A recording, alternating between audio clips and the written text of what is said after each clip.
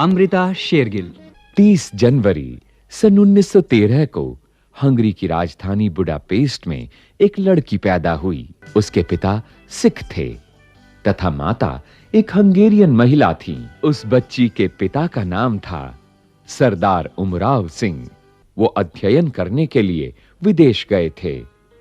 वहां उन्होंने हंगरी देश की एक युवती से शादी कर ली।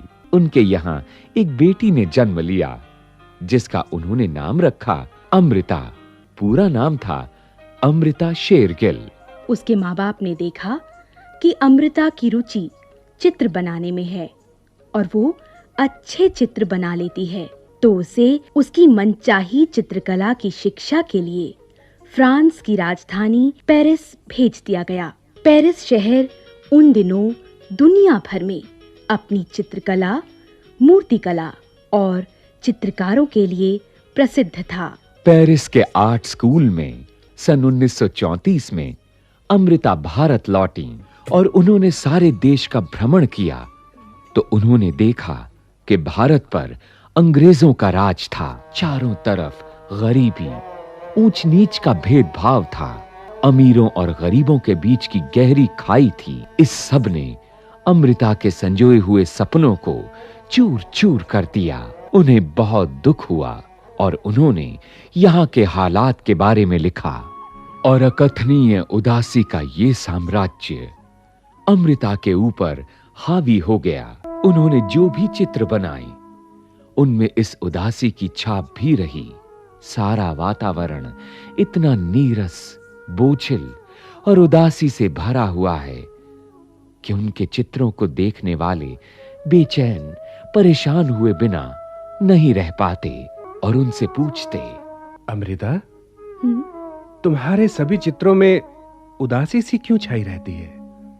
किसी भी चित्र में हंसी खुशी और खुशनुमा रंग दिखाई नहीं पड़ते। तब अमृता कहती, जब हमारे आसपास कहीं हंसी खुशी है ही नहीं, चारों ओर गरीबी और मजबूरी है, तो मैं खुशी कैसे चित्रों में लाऊं? इन हालात को देख मेरा मन दुख से भर जाता है। क्या कोई भावुक मन इन्हें अनदेखा कर सकता है? अपनी मौजूदा स्थितियों से बच सकता है? मैं अपने चित्रों में ऐसे हालात को उतारकर लोगों को प्रेरणा देना चाहती हूँ कि वे ऐसे हालात से लड़ें, जिंदगी को सही दिशा दें। अमृता सन 1934 में भारत आई, लेकिन 5 दिसंबर सन 1941 को उनका आकस्मिक निधन हो गया। इस तरह कुल 5-6 साल में ही वो अपनी कला से देश को इतना प्रभावित कर गईं, जितना किसी और कलाकार के लिए पूरे जीवन में भी कर पाना बहुत कठिन है। अमृता शेरगिल ने चित्रकला को पूरी तरह समर्पित होकर पूरी लगन और निष्ठा से चित्र बनाए।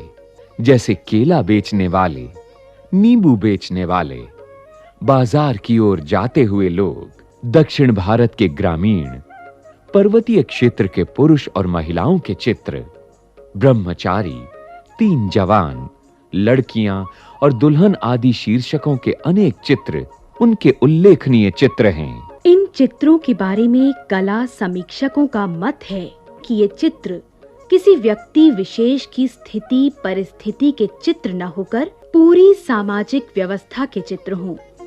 अमृता के चित्रों की एक विशेषता ये भी है कि इन चित्रों में एक आत्मा है, भारत के प्रति आत्मीयता है। इन चित्रों की आत्मीयता और संवेदना ही इन चित्रों को महान बनाती है। इसीलिए अमृता के चित्रों ने भारत में आधुनिक चित्रकला की शुरुआत की। सच कहा जाए तो अमृता शेरगिल भारतीय चित्रकला के इतिहास क्षितिज पर एक धूमकेतु की तरह उभर कर आईं और शीघ्र ही विलीन हो गईं।